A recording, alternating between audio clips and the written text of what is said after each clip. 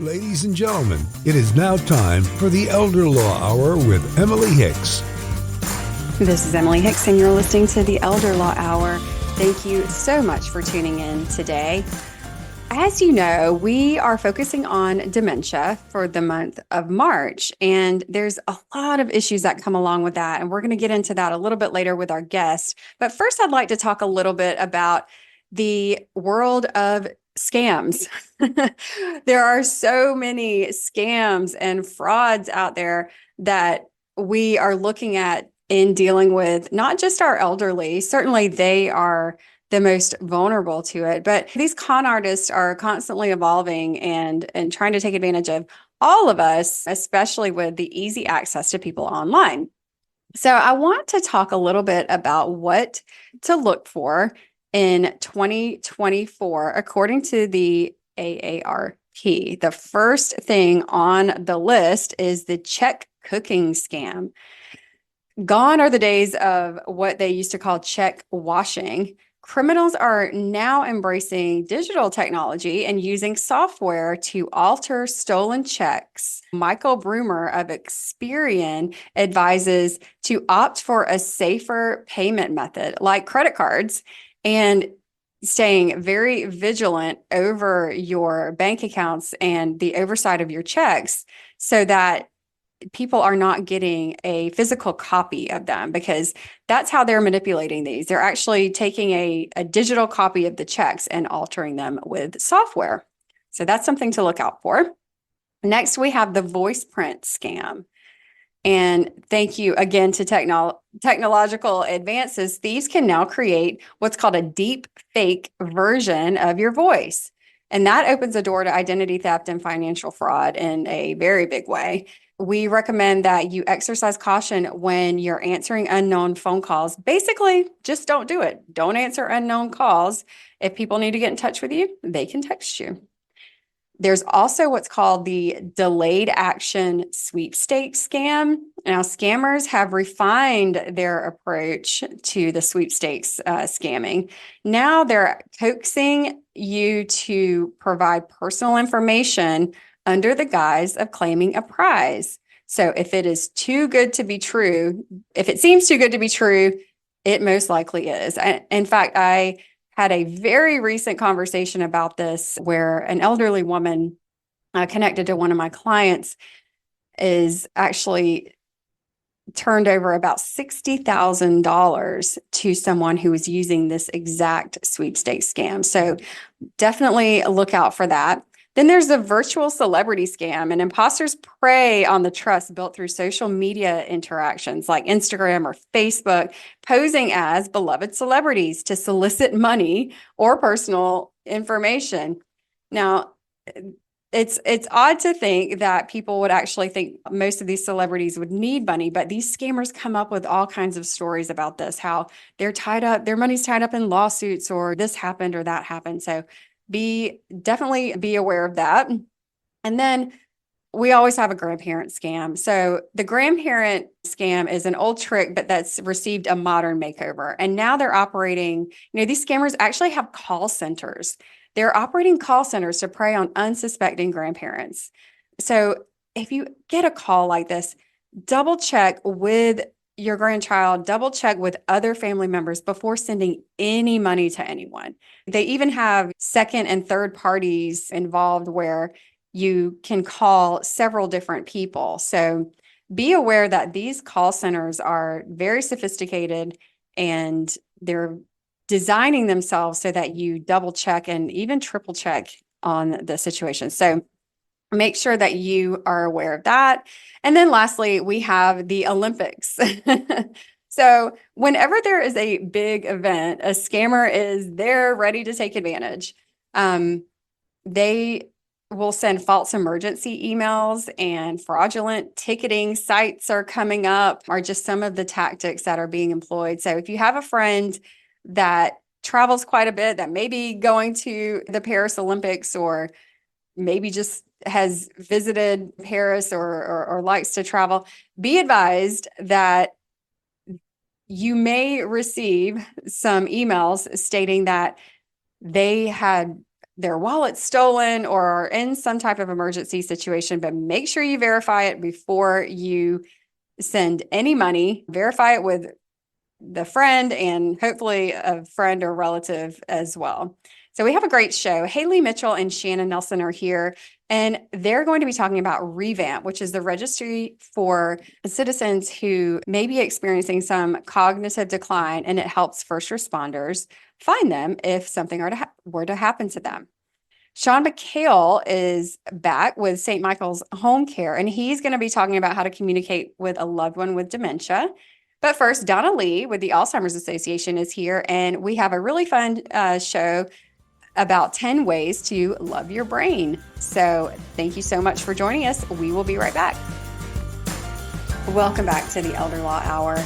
You're listening to Emily Hicks, and I have Donna Lee with me here today from the Alzheimer's Association. Donna, welcome.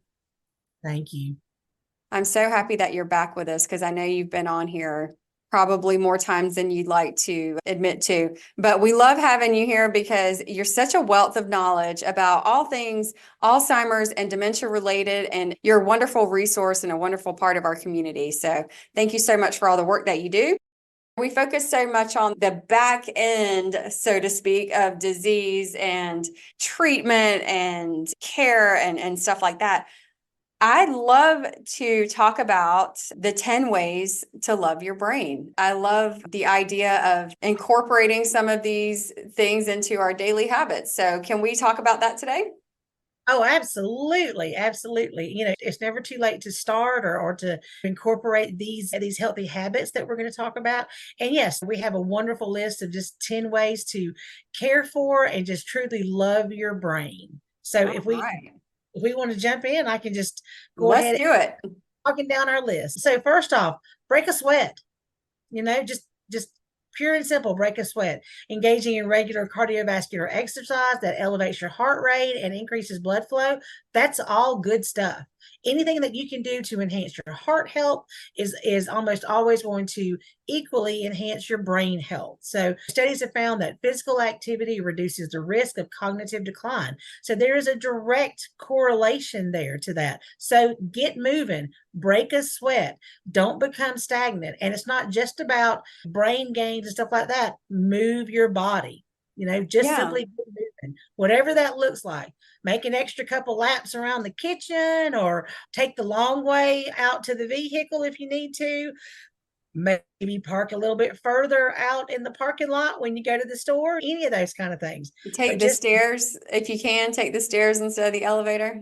Yep, take the stairs if you can. Absolutely.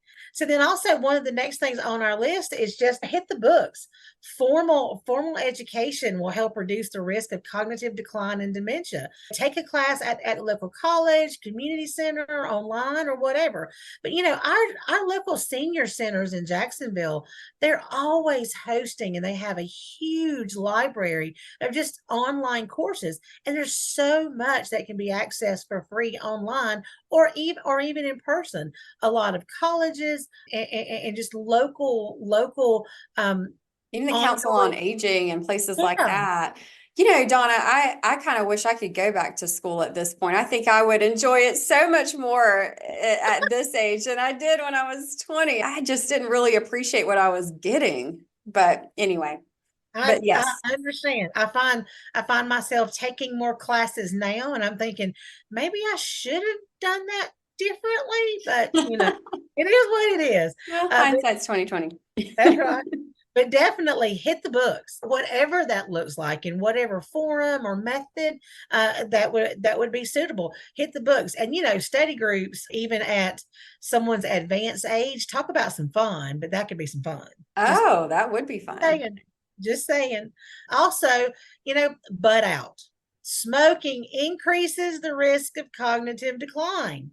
Now, smoking in my generation is not so much a thing anymore, but like in my dad's generation, it's still very, very prevalent. But there is a direct correlation and link between smoking and everything that does to your body and just overall cognitive decline. Quitting smoking can absolutely reduce the risk to levels comparable to those who have never smoked. Now, again, my dad, he quit smoking. He was a 3-pack a day guy. for Ooh. most of my childhood. And if he was having a drink at night, you could add an extra pack to that. So three to four packs a day consistently. And it's not good for your heart health. It's not good for your brain health. So quitting smoking, and there are, oh my goodness, there's so many programs for smoking, for just quitting smoking, access to resources and actual nicotine patches and programs, things like that. Huge opportunity for quitting smoking. And yes, True. health fairs and your local public health department are all great entry points to that conversation. But out smoking, make it go away, stop it. Sounds good to me. And the next thing, follow your heart. Risk factors for cardiovascular disease and stroke, things like obesity, high blood pressure, and diabetes, all of those impact your cognitive health in a negative way. So just simply maintain good heart health. Talk to your doctor. Don't start any kind of exercise or cessation program, nothing like that, but before you talk to them. But remember, heart health and brain health often goes together. The stronger you can make your heart, the stronger you're going to be able to help fight off and just be able to love your brain in a way that will help limit the access of dementia and Alzheimer's disease into your own brain. Additionally, don't forget about what we call heads up brain injury. And let me say this. Remember, Ooh. you're talking about people where you've got fall risk, and you're talking about people that may or may not be as steady on their feet anymore, and navigating stairs and entryways and thresholds in and out of buildings, anything like that. A brain injury can raise the risk of cognitive decline and dementia. Vascular dementia is absolutely in the top 3 of types of dementia that are being diagnosed. So if you were to have any kind of significant head injury where you would have a disruption of oxygen and blood flow to your brain, that could be an entryway to dementia. So we got to protect the brain. Now, Yes.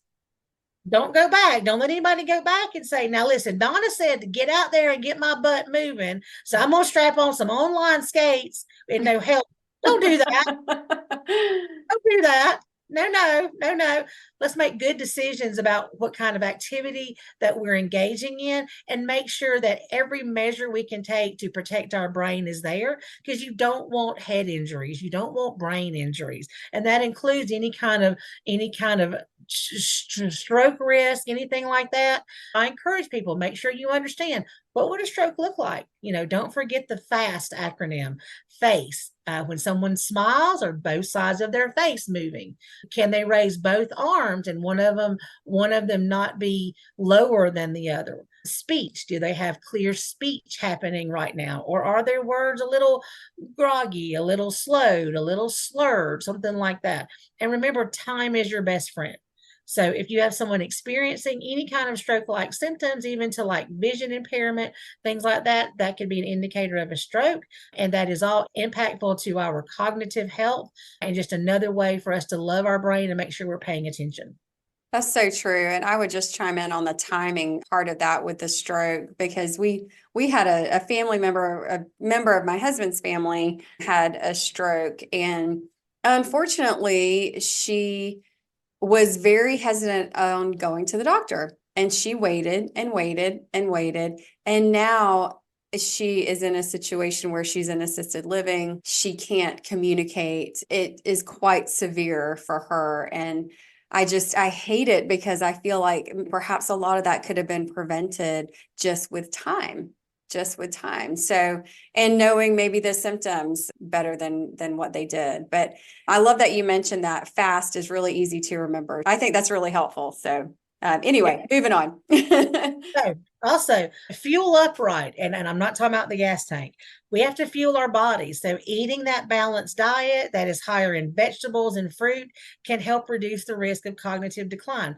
A Mediterranean style diet is really what is actually most recommended for a healthy living around your brain. So nuts, fruit, things like that. You need a little bit of red meat here and there, but should not be your daily go. Fish and just lean proteins, but high fruit, high vegetable values. That's what you're looking for. Your brain needs all of those things to help keeping it as functional and lively as possible for as long as possible. So just fuel yourself up right. Don't just worry about what kind of fuel you're putting in the car. Fuel up the brain correctly as well.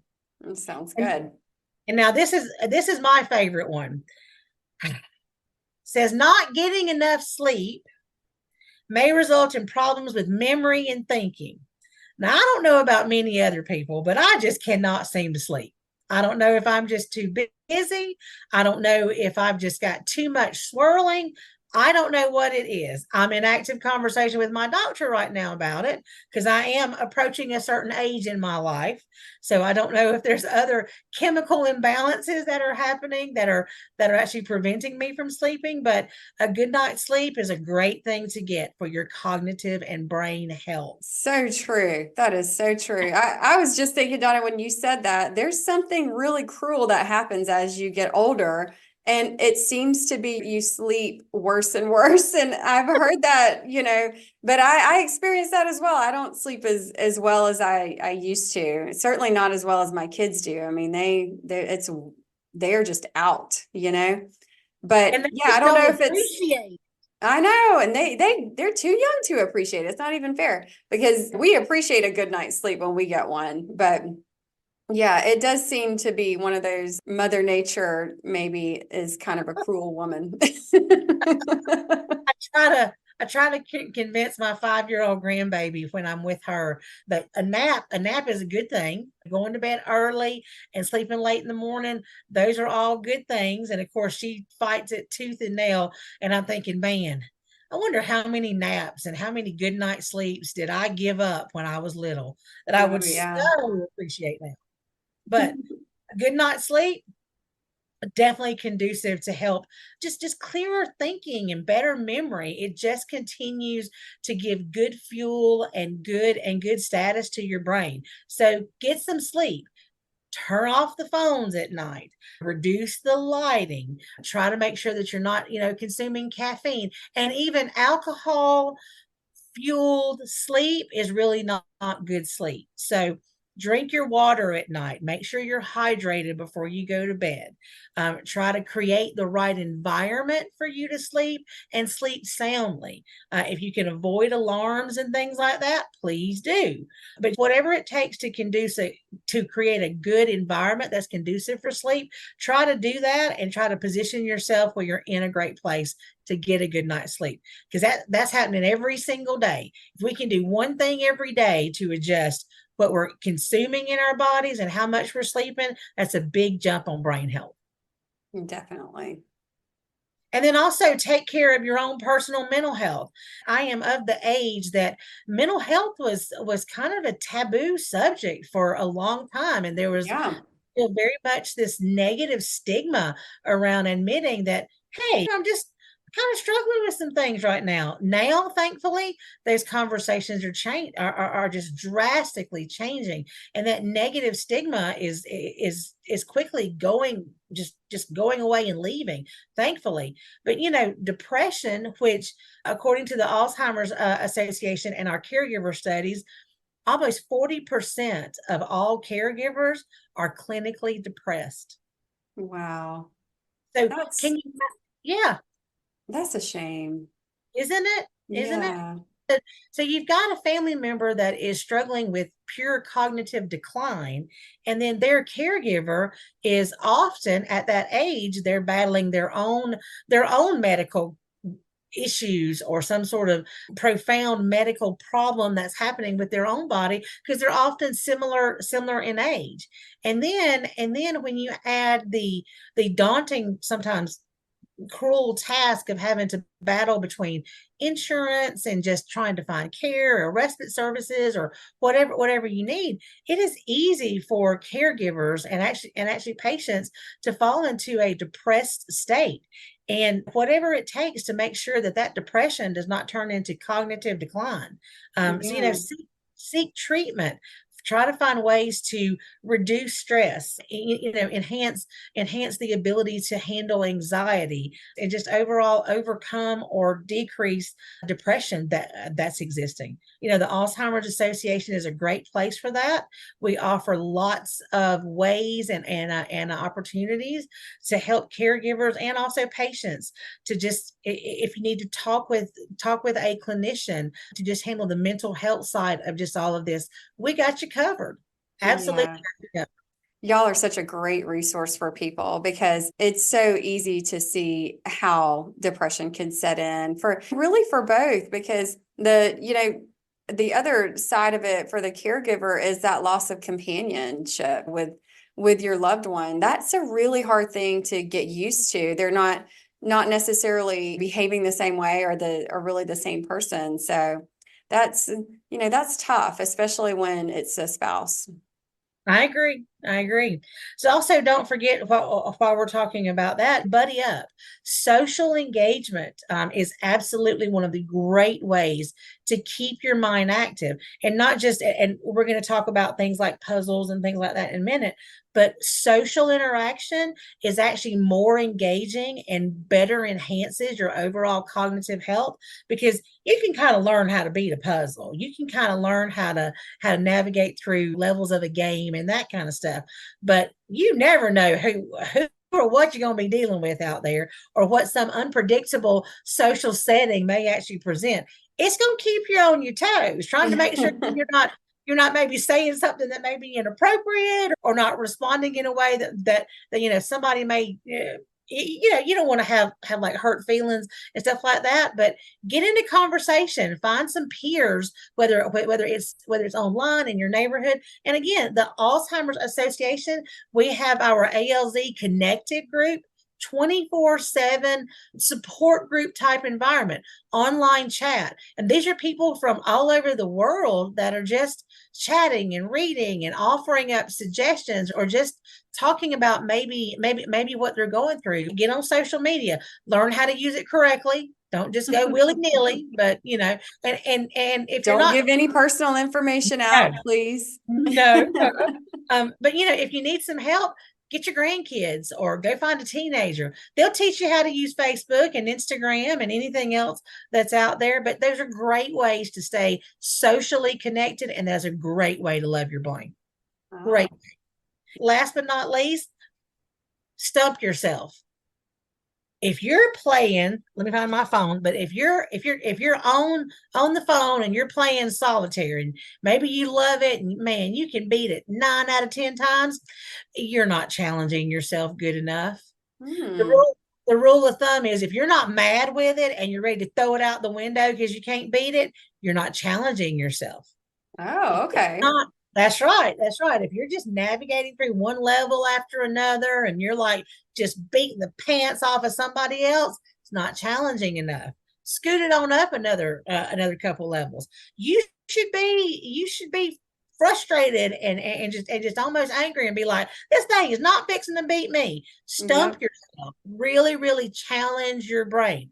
Learn a new skill. Take on a new game of some sort. Enhance the level of puzzles that you're trying to solve. Anything like that to keep your brain challenged. Because if you just do the same thing over and over every day, you're not growing, you're not building. Your brain needs that kind of attention as well. Wow. Yeah, I can see that. But we do tend to get in our little ruts, don't we? Where we don't like to be uncomfortable. We don't like to challenge ourselves. So I can see where your brain really does need to be firing and wiring on all cylinders, hopefully. Well, so Donna, that was a really, really great and helpful list for everybody on the 10 ways to love your brain. And we will also put a link to the Alzheimer's Association on our website, elderlawhour.com. How can they get support from the Alzheimer's Association if they need it? So we have our 24/7, 365 helpline. It's 1-800-272-3900. Again, that's 1-800 272-3900. You can access them 24/7, 365 a year. You're not going to reach an automated system. You're going to reach a live person. And depending on what your questions or needs are, you could wind up in front or connected with a master level clinician, or just somebody that can help put you in the right place. Everything from connecting you to support groups, online resources, even to in-person programs and workshops and classes. There's just a whole host of opportunities. But that helpline, that 1-800-272-3900, that's your entry point. Thank you so much for being here today, Donna. We really appreciate it. You've been listening to the Elder Law Hour with Emily Hicks. Are you approaching retirement or entering a new chapter of life? Now is the time to consider critical decisions that impact your future and the well-being of your loved ones. As you navigate this transition, ensure you've secured your legacy through proper estate planning. Don't fall into the common misconception that you and your spouse can make decisions for each other in times of legal incapacity without a plan in place. Without proper estate planning, you risk a probate judge making decisions for you, which can be costly and cumbersome for your spouse. Protect your assets and ensure they align with your unique circumstances and objectives. Avoid the default state laws that may not reflect your wishes and could lead to unintended consequences, such as disinheriting your spouse or forcing them to litigate your estate. You also may be considering the possibility of a new relationship after the loss of a spouse. It's essential to enter these relationships with clarity, safeguarding your assets and preserving existing family ties. A premarital agreement becomes crucial in these situations, providing legal protection and clarity. When it comes to your children, thoughtful estate planning is key. Protect their inheritance from squandering, divorces, lawsuits, and bankruptcies. Your hard-earned wealth should be a source of security, not vulnerability. Additionally, plan for long-term care, a significant consideration as you enter retirement. Secure a long-term care insurance policy while you still qualify, and explore alternatives that can convert into life insurance if not needed. Statistics show a 70% likelihood of requiring long-term care after the age of 65, making proactive planning essential. Our team can guide you through this process, helping you replace impersonal state-written plans with a tailored approach that safeguards your assets and family. Don't overlook estate planning as you approach retirement. Book a call with us today to secure your future with confidence. Visit emilyhickslaw.com and book a call today. We'd love to help. Welcome back to the Elder Law Hour with Emily Hicks. And I'm excited to be here today with Shannon Nelson and Halle Mitchel from the City of Jacksonville Emergency Preparedness Division. Shannon and Halle, welcome. Thank you for being here. Thank you for having us today. Yes, thank you. I'm so excited to talk about this program that you guys have called REVAMP. Okay, so REVAMP it stands for, and correct me if I'm wrong, stands for Registry for Endangered, Vulnerable, and Missing Persons. Is that right? Yes, ma'am. That is correct. Okay. First of all, let's talk about who are these endangered, vulnerable, and missing persons that we're trying to protect. So the registry really is meant to be out there to protect those who may either have cognitive impairments, sensory impairments. You can have autism, be on the autism spectrum at any point. Down syndrome. We have registrants with Alzheimer's, dementia, TBIs even. So anything that would be a sensory or cognitive impairment or even developmental delay, you're 100% eligible for this registry. And it's completely voluntary and free. And something we want to reiterate, you don't have to be diagnosed with anything. Okay. But if your family member or loved one is showing signs of loss of time or place and is wondering, they're definitely eligible, and we would want you to proactively register them. And if you're unsure, give us a call too. Yes. We're happy to answer those questions too and let you know. Okay. And I was going to ask, is this for all ages? This is open to everyone? Yes, it is open to everyone. Okay. So what REVAMP is a registry, right? I feel like there are people who share everything. There's like overshares of information, mainly on Instagram, maybe, or whatever your favorite social media app is. And there are people which are like me, who are really terrible about posting anything about anything, because I'm just a little more on the private side, I guess. despite the fact that I am doing a radio show right now. I don't volunteer a lot of information, so to speak. So, what all are you asking people when they are going on this registry? Let's say I have a loved one. Let's say my dad develops, or maybe I think he might be developing some dementia or some form of dementia, and he's starting to kind of decline, and maybe he started to wander off a little bit. Is that the time that I should maybe think about putting him on this registry? Yes. And you can put somebody on the registry if you think it's something small you're noticing.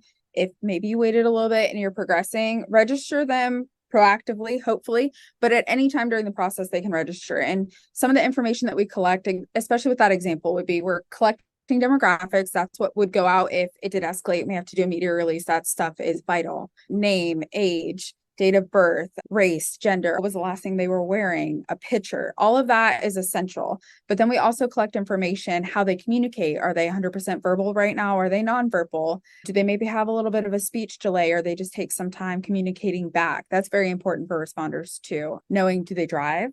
Do they work right now? With dementia, they could be in school like a lifelong learner, but you never know. It just depends. Yeah, exactly. You never know. Previous addresses, because if you get disoriented to time and place, that's very important. You tend to go back to places that you remember more frequently than when you started to have signs and symptoms of dementia. You start to lose a little bit of that orientation to time and place. So that's important. What your current address is. Do you live with family? Do you live by yourself? Different things like that. Are you prone to wander towards water, towards trains? Do you have a favorite coffee shop you go to? What are your favorite places you go to if you have any fears? Because a lot of people don't like sirens. They don't like loud noises. And sometimes people get really overwhelmed, especially when you're aging, but also if you have a diagnosis or you have suspected signs of dementia, you can get very overwhelmed very easily, especially when you're trying to think of how to respond or you're trying to comprehend things. So those things are very important. And a big thing I learned when my grandma was diagnosed with dementia was there's a thing called sundowning. So there's different times of day where they're better, they're more lucid, they can comprehend more. And then there's times of day where they completely get disoriented to time and place. It can vary from day to day, can vary from hour to hour. It can just be all the time. So that's very important for us too. Yeah, absolutely. And that's so true. It seems like it's become, dementia feels like an epidemic. It feels like it has become an epidemic. And you guys are seeing an increase on your end of people who have been diagnosed and people who are joining this registry, right? Yes. So the registry is celebrating its 1-year anniversary in just a couple days now. But the driving factor behind the registry was the uptick in missing persons cases, endangered missing persons cases. So those diagnosed or those with signs or symptoms of cognitive issues and that were unsure of, where they were, who they were, that kind of thing. And we were noticing that. And I think we've chatted about, there are many more missing person cases that are happening behind the scenes that first responders are able to safely return loved ones home than you ever see on the news. Our motto and what you see on our social media is a person goes missing every 60 seconds. That's so crazy. But here in Duval County, we can see 2 to 3, 3 to 4, sometimes 5 a day. And those are endangered, whether it be a child with autism, someone with dementia or showing signs of dementia, whether they've been diagnosed or not. And sometimes those never escalate. Sometimes one escalates. It just depends. We always call it the full moon effect. If there's a full moon, then we're going to see a lot. There's many more happening than the community at large realizes. And so having this information available to first responders was so critical. And that's why we started developing this registry. And Halle, I think it was close to her heart with, like she mentioned, her grandmother and what her patterns were. And we've all worked on this. I think anybody you talk to, really, there's no 6th degree of separation here. I think anybody you talk to really probably has a touch point with someone with a cognitive issue, most likely dementia or Alzheimer's. And absolutely, you can kind of see where this would be beneficial and how it can be stressful to those that are just now learning. And what do you do? And I'm not only am I dealing with day-to-day care and now taking over for this person, but what happens when they just start wandering off? They're not trying to wander off. They're not trying to cause me stress, but they're doing these things and I don't know what to do.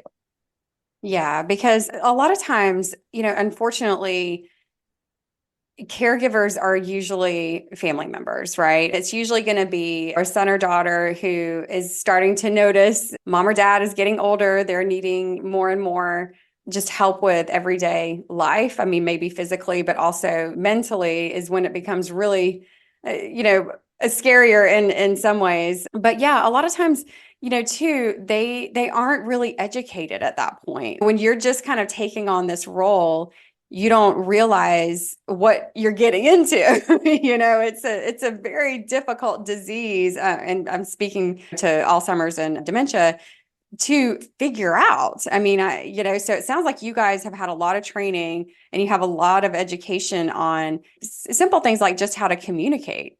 We've learned that just through missing persons. I think that educates you on patterns of behavior, what to look for, what typical, behaviors to look for, And and understanding that no communication. case is the same Yeah. either.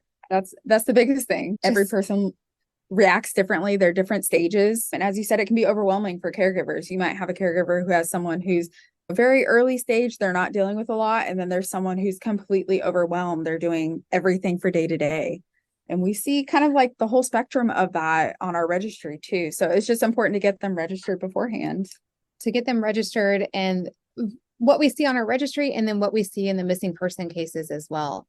I think that we just mentioned we're coming up on our 1-year anniversary. We're just now starting to see where this registry becomes fruitful. We're able to access this database in real time when these missing persons when these people are being searched for and provide this information to first responders. So having this filled out completely, having these registrants in our database is beneficial, but just seeing some of the things that you would never expect people to do because it's not logical. Right. Your brain isn't functioning in a logical way anymore. And I cannot imagine. I'm 40. My parents are not the same age they were when I was 20. And I cannot imagine the difficulty jumping that hurdle saying I need to register my parent. But also the things that I see happening, it's terrifying. So I would not want to be in that place either, trying to Catch up in a sense. Yeah. Trying to say, okay, this is where my mom or dad likes to shop. And this is the kind of vehicle they drive. This is their license plate. This is where they worked for 25 years of their life, that kind of thing. If you put your blinders on, but at some point you've got to Face the facts. acknowledge Yeah. it. Yeah. And I can't, I sympathize and I empathize so much but from what we see, I think there's like a fine line though you play as like a caregiver or family member too, like understanding, like you want to create that autonomy for them too, and still let them still live their life, but also kind of like implement those protective measures in a sense for your sense of mind as well as theirs too, knowing that someone's going to be there. Someone's going to know what to do if they do wander off. And I think it's kind of like those hard conversations you're starting to have more now in society. You see it more than you did probably 10 years ago. So I think even that's something I think we've had with our families too, just like having those conversations with your parents too. They're starting to prepare you to plan for them. yes. Yeah. And it's not a conversation you want to have, but it's one we're letting you have. It's a conversation I have on a daily basis with people. I'm always like, okay, now let's prepare for literally the worst thing that could ever happen to you, which is when you die. Or if you're not dead, but you're in a coma in a hospital, you can't speak for yourself. What's the plan? Yeah, absolutely. These things are not fun to talk about, but it is part of reality. And if you have someone that's facing cognitive decline, this is a wonderful program that can help, can only really help you and your loved one and the first responders actually locate them with all of this information. And all of this information is kept securely, right? It's not going to be part of the public information. There's very few people on our floor. And when I mean few, it's probably like 3 to 5. We're all HIPAA compliant. We all go through I always mess up the CJIS. acronym, CJIS. So Criminal Justice Information System. We all have to go through that because we work with law enforcement for it as well too. And everybody has to go through a training. We go through them what the program is. There's a whole protocol for what happens when we do get a call out, how you search for them, how this information is sent to responders. It's 100% confidential, and there's a protocol. We're big protocol people, so you're going to follow the plan. But it's all kept confidential. And if anybody has any questions, that's the biggest thing. Ask a question, because we want to be able to answer that as well. We're transparent with what we're doing because we want you to be comfortable. This is a benefit for you. This is a benefit for our community. And so that we're not hiding, we're not cloak and dagger over here. We're hoping that this is something that happens not only here in Duval County, but is spreading, becomes a best practice because absolutely. we work hard to ensure that this benefits law enforcement. We've worked with law enforcement professionals. We've worked with behavioral specialists to see, okay, are we capturing all the thought processes here, not only for dementia, for any type of cognitive or behavioral issue. Halle has worked very, very hard on this program. So it's something that we're proud of, and we've taken the processes and steps to make sure that, it's done right. And we always try to improve it too. So we're always like, hey, have we thought about maybe like revising it this way to make it more beneficial? So we're definitely always open to that. And I think feedback from the community too, like once you sign up, if you have questions, we've changed the form based on feedback from the community as well too. So we're definitely open to that as well. Oh, that's perfect. I love that you guys are keeping that room for improvement, because I feel like as we learn more about the diseases as well, certain things, come up. I mean, it sounds like you guys have a really, really wonderful program that you've put together. And I'm so grateful that we have you guys out there doing this, because I think it's so amazing. It truly is. And I really want to incorporate this more into my practice with my elder law clients and families so that they know about this program as well. But I want to switch gears a little bit. So yesterday, as I'm taking my daughter to gymnastics, she said, Mom, we don't ever learn about how to deal with earthquakes at school. And I said, well, we don't have earthquakes here. And she's like, well, how do you know that? I said, well, I can't be 100% sure of anything, but earthquakes aren't really our thing.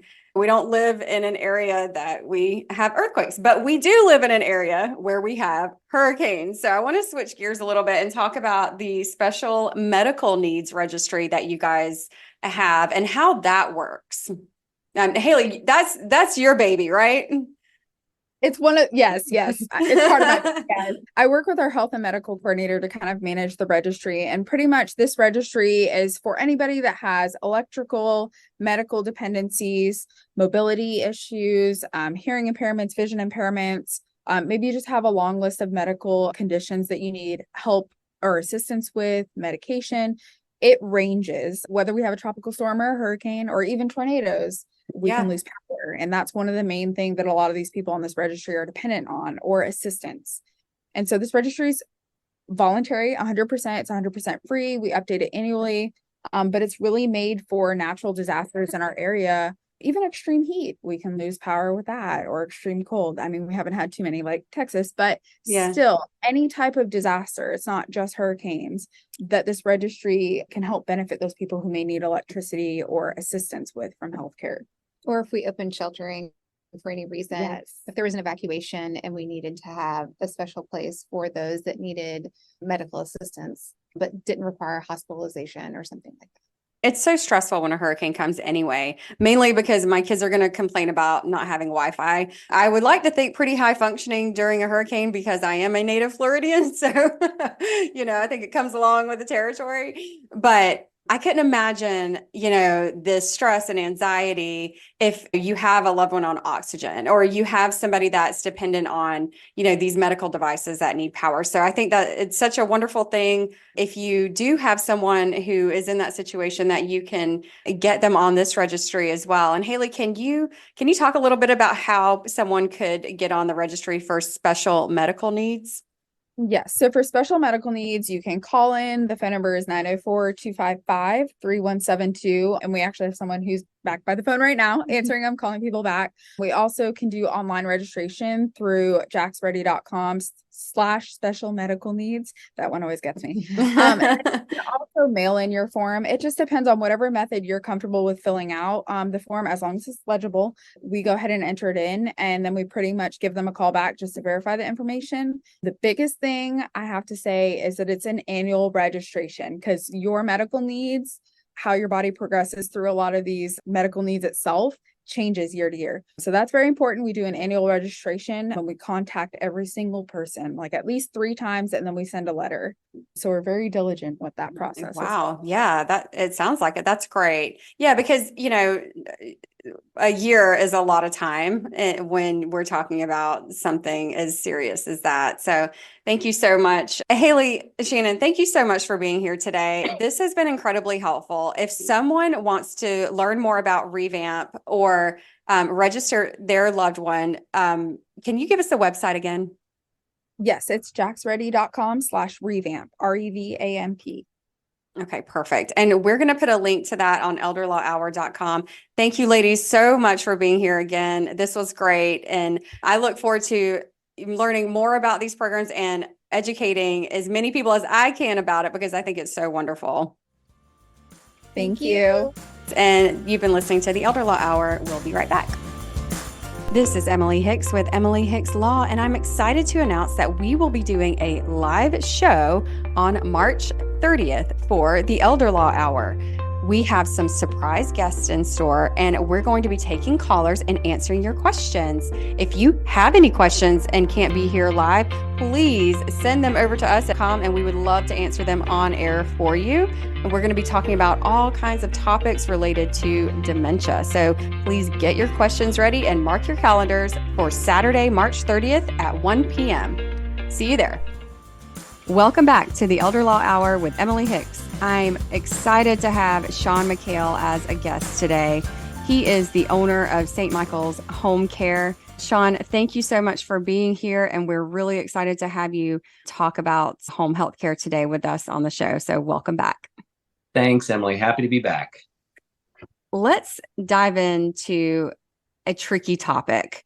As more and more people get diagnosed with dementia, it seems to be a disease that is just becoming more and more prevalent in today's society, and it's extremely difficult for us to deal with. So we're going to talk a little bit today about how to care for a loved one who has dementia. Sean, you see this every day with your clients. A lot of times as you get older, I experience this myself. My husband certainly experiences this with losing his keys and wallet on a weekly basis. When is it just forgetfulness? When is it like, oh, I'm just really distracted, or mom has forgotten that she put that in the refrigerator, or something like that? So can we talk about what are the signs to look out for with dementia? Sure. And I will say I'm certainly a victim of that too sometimes, but those types of things like forgetting where your keys are, or forgetting, that your son has a swim meet or something like that. Those are all common things. So that's not a sign that we all need to be worried that we have early onset of Alzheimer's or something. But the main cues that you would look for is forgetting important things, names of people, or another cue is hallucinations, behavioral issues. If people are wandering and a flight risk, those types of things would be a bigger cue that someone is having those symptoms of dementia. More specifically, Alzheimer's is probably the most common form of dementia.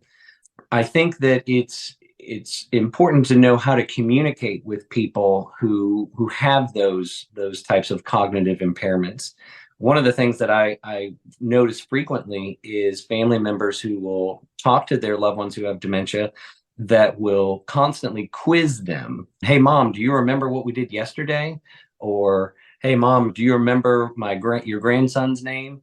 Oh gosh, yeah, that could be I always try to stressful. always try to avoid those putting somebody on the spot, because that makes them withdraw even more.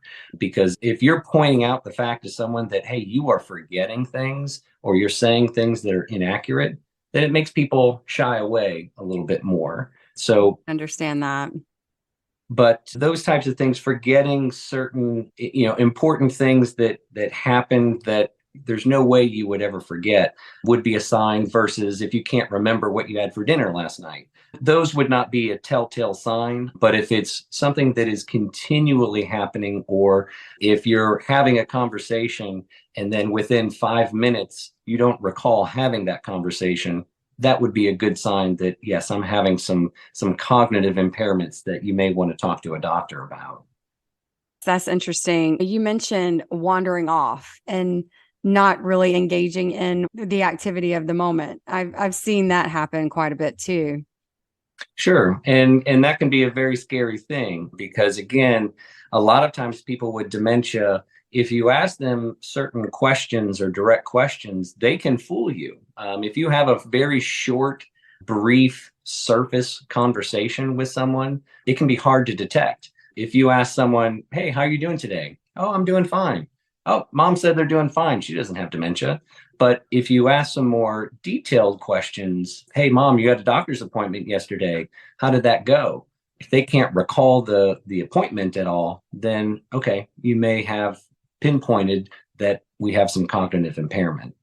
I read a while ago that it was really important not to necessarily disagree with the person, that you kind of just go along with whatever they're saying and just perhaps redirect maybe in a couple of minutes. I hope this isn't offensive to somebody, but like the advice that you kind of, with a child, the parenting books out there nowadays are all about redirection. They want to engage in a certain activity and you can't really do that. So you have to redirect into something else. So is that one of the strategies for effectively communicating with somebody with dementia, is just kind of accepting whatever they say, almost like an improv class and going with it? Well, and you know what? You're right. It is. And I always say that if your loved one may tell you something that is absolutely not true, if the sun is shining and it's a beautiful day outside and they tell you it's midnight,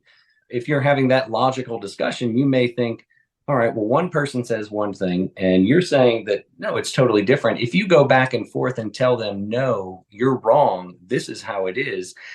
In their world, that is how it is. In your world, it's obviously not. Now, you could go back and forth all day long, but each time you say, no, you're wrong, their anxiety level is going to go up, because in their world, they're right. If you're having an argument between two people, and then one person finally says, you know what, I agree with you, then the argument's over, right? So we train our staff when they're working with people with dementia and they say something that is absolutely not correct whatsoever, to never say the word no. Always agree with them. And then when you're agreeing with them, you can tweak it a little bit to your advantage. So let's say, for instance, this happens all the time. We've got a caregiver in the house working with an individual, and we know this person cannot be left alone. They get 24-hour care. They always have someone with them. And they tell their caregiver, you know what, I'm doing okay. It's time for you to leave. You can go home now. And the caregiver, again, logically, you would want to tell them, well, no, I work for an agency and your family has hired me and I'm supposed to be here until 8 p.m. tonight. And so I am not leaving. Now, again, now you've got an argument, because in their world, hey, this is my house. You don't belong here. You need to leave. Right. And you say no to them. Now, this is where problems arise. This is where we start getting angry. The person can get upset and start yelling, and it can be a really dramatic experience that nobody wants to go through. So in that situation, you can change it by saying yes, but tweak it a little. So in that instance, if someone says, hey, it's time for you to leave, you need to go now, the caregiver should turn and say, oh my gosh, you're right. It is time for me to go. I agree with you, but And this is where you can change the narrative, and you can change it by a technique called therapeutic fibbing. This is something that the Johnny Bird Alzheimer's Institute in Tampa, they've got some really good information about communication. And so we can train our caregivers to say, yes, it is time for me to leave, but I can't find my purse and my car keys are in my purse. So once I find my purse, then I can leave because you said it's time for me to leave and I agree with you. Then the argument isn't there because the individual knows that, okay, they get me. They know they're going to be leaving. So the next thing is, let's go find the purse. Oftentimes, when we know this is going to happen, we will tell our caregivers to go in and actually hide your purse somewhere, maybe on the top of the refrigerator or in a cabinet somewhere. Yeah. And so to keep them from being wrong, right? So so then our caregiver will say, all right, can you help me find my purse? Because you said it's time for me to leave and I agree with you. And so then the client most likely will say, yes, of course, because I want to get you out of my house. So together we go around the house, and as we're looking for the purse, the caregiver starts talking about other things to redirect their attention somewhere else, saying, oh, hey, I see this great photo of you on the beach. Where was this taken? I would love to go there. And then the caregiver can keep talking about, I was on the beach 2 years ago and this was wonderful. And then if you can get the client focused on that photograph, then you can use that short-term memory to your advantage to where they will even forgotten that it's time for you to go.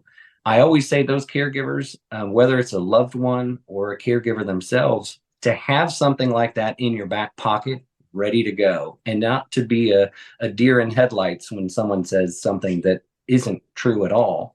Right. Yeah. So trying to control that narrative a little bit, but it can be tough, but I've done it quite a few times. And if you've got the right body language, if you have a smile on your face and let them know that you're not a threat, I understand what you're saying, but tweak it a little bit, and then you can control that environment a little bit better. Absolutely. So important to have a few things in your arsenal, right? So that you're ready to handle that situation without skipping a beat, I'm sure, because the last thing you want to do is upset them. Their world is rocked already. So you really want to keep everyone calm and keep everyone feeling safe. So one thing that I think we had talked about is name tags. Quite often, even those of us without any cognitive impairment can forget people's names. Is that something that you use with your agency? We do, especially with those individuals that have that cognitive impairment, that have short-term memory loss and will forget things. We even sometimes encourage, on some occasions, encourage the family members to wear a name tag when they go in to see their mom, because I've talked to sons and daughters that say, it's really difficult for me to go and visit with my mother because she doesn't remember who I am, and I always have to correct her. And so I told them sometimes, wear a name tag and just put in, my name is Danny and I'm your son. And so when she reads it, then she immediately knows. And again, it prevents them from withdrawing from those situations. We all have been in the situation where you may have met somebody out on the street and they start talking to you and you're thinking, oh, what's their name? What's their name? I can't remember their name. Yes. So people with dementia think of that same situation, but think of it happening over and over again inside your own home. And so that can be a very daunting thing to think about, that I can't remember who these people are. They act like they've been here all the time, but I don't even know who it is. Right. Yeah. I've had couples, a spouse that will say, I think this is my husband, but I'm not sure. And so the husband, of course, says, yes, honey, we've been married for 50 years, but it happens. And so we've had, sometimes the spouse will wear a name tag that says, I'm your husband.